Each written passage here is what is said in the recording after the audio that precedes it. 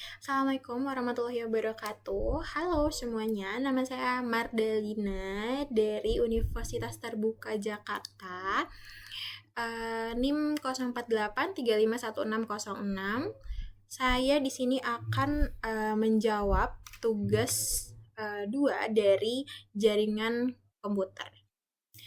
Nah, di sini kita akan menjelaskan beberapa materi ya. Nah, di sini saya menjelaskan lewat comment prompt. Oke, yang pertama ini kita akan mencoba untuk CD-nya. Yang pertama untuk CD. Nah, oke. CD ini itu dia singkatan dari change directory.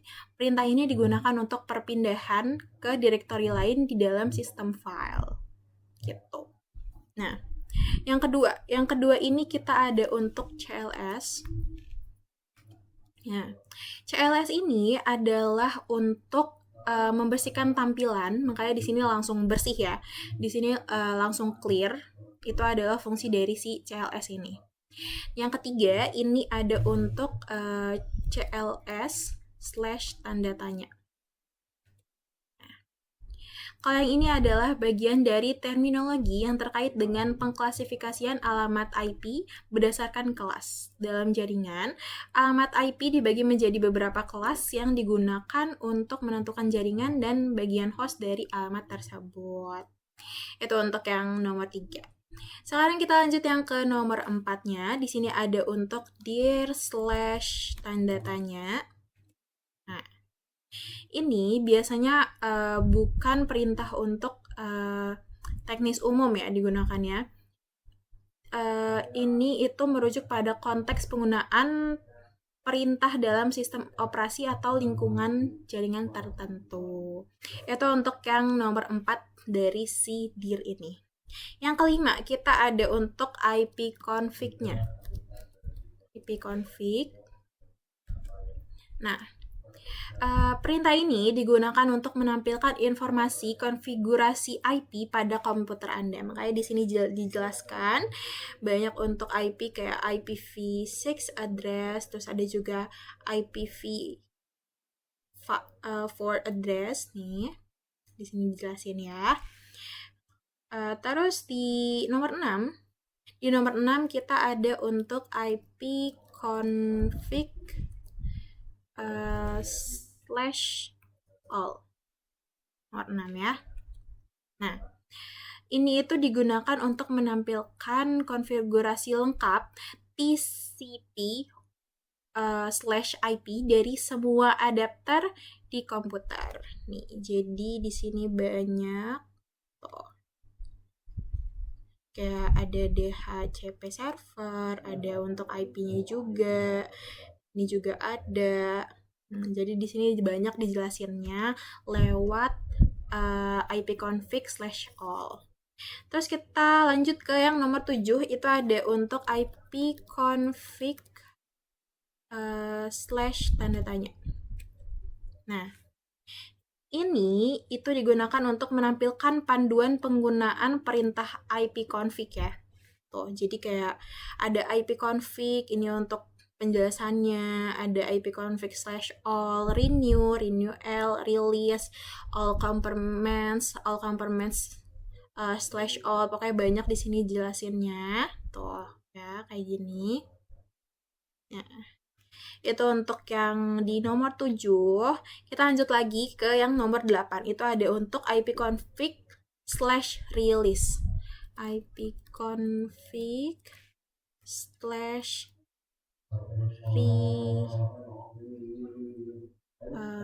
release. Nah, kalau ini ada untuk IP config slash release, itu fungsinya untuk mengirim pesan DHCP release ke server DHCP untuk melepaskan konfigurasi DHCP saat ini dan membuang konfigurasi alamat IP. Tuh. Kayak gini ya kak ya.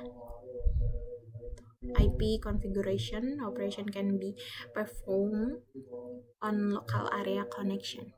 Kayak gini. Itu untuk yang nomor 8. Di nomor 9-nya itu ada untuk ipconfig/renew.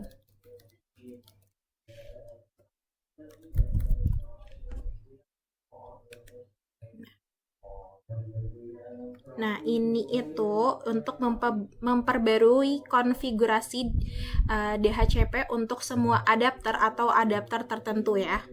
Tuh kayak gini, dia baru load ya. Tuh.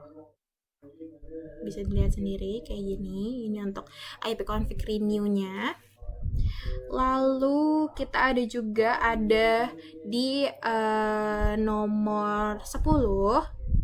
Ini untuk ipconfig/display DNS. Nah, ini itu menampilkan isi change resolver DNS client termasuk entry yang telah dimuat sebelumnya dari file host lokal dan entry sumber daya yang diperoleh baru-baru ini untuk pertanyaan nama yang dipecahkan oleh komputer. Nih, kayak gini ya kak ya. Tuh. Itu untuk yang si ipconfig/display DNS. Selanjutnya di nomor 11 itu ada untuk ipconfig slash flash DNS. Oke, kita tunggu sebentar. Ini untuk menghapus dan mengatur ulang isi change resolver DNS client. Kayak gini. Jadinya successfully flush. Jadinya udah menghapus semuanya dari si change-nya ini. Terus di nomor 12 itu ada untuk ipconfig slash register DNS.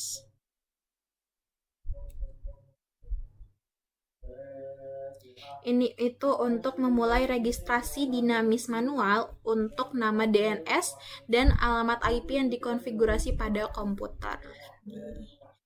Dari request operation request elevation kayak gitu. Dan di nomor 13 ini ada untuk ping. Nah, ping ini itu fungsinya itu untuk mengirim paket data ke alamat IP tertentu untuk menguji konektivitas jaringan. Jadi ya kalau misalkan kakaknya mau menguji jaringan antara komputer ke CP itu kakak bisa gunain untuk si pingnya ini. Lalu di nomor 14 itu ada untuk netstat. Nah, ini ada untuk netstat. Ini fungsinya untuk menampilkan informasi tentang koneksi jaringan, port yang sedang digunakan, dan statistik lainnya. Nih. Kayak gini ya kak ya. Tuh. Ini yang lagi digunain sekarang. Terus selanjutnya di nomor 15 yang itu ada untuk tracker.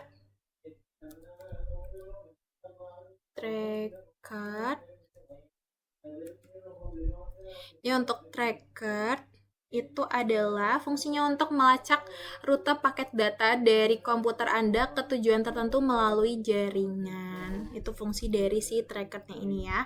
Dia fungsinya untuk melacak gitu. Kayak ini udah sampai mana, udah di mana gitu. Fungsinya pokoknya untuk nge-track gitulah ya. Terus ada juga di nomor 16 untuk si ping. Ini untuk ping-nya. Nah, ping ini gitu fungsinya perintah yang menggabungkan fungsionalitas ping dengan tracker yang digunakan untuk menemukan lokasi yang memiliki latensi jaringan dari kehilangan jaringan dan kehilangan jaringan. Gini. Tuh, ini fungsi dari ping-nya. Jadi kayak gabungan ping sama si trackernya ini. Lalu kita lanjut ke nomor Oke, tadi ada sedikit kesalahan, jadi kita ulang tapi langsung ke yang nomor 17-nya ya. Ini ada untuk NS lookup, ini digunakan untuk mengambil informasi DNS, domain name system, tentang suatu domain atau alamat IP. Kita coba ya. NS lookup. Kita di sini ambil untuk domainnya untuk Google. google.com. Nah, ini untuk IP address-nya. Bisa kalian lihat sendiri. Nah, kita lanjut ke yang nomor 18.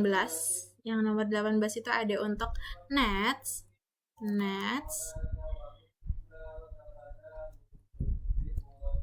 Nets ini dia perintah untuk memungkinkan konfigurasi berbagai pengaturan jaringan. Jadi kita coba interface IP show config. Nah, itu untuk konfigurasi interface-nya kayak gini. Ada kan primary juga. PHP-nya juga ada. Nah, di nomor 19 ini ada untuk root. Root itu dia menampilkan dan mengkonfigurasi tabel root di sistem operasi. Ini nggak aku gunain karena akan mengubah servernya. Jadi aku langsung beralih ke yang nomor 20 untuk net ya.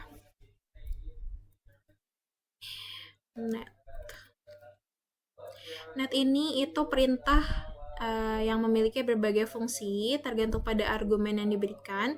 Misalnya net user digunakan untuk mengelola pengguna dan kata sandi. Kita coba.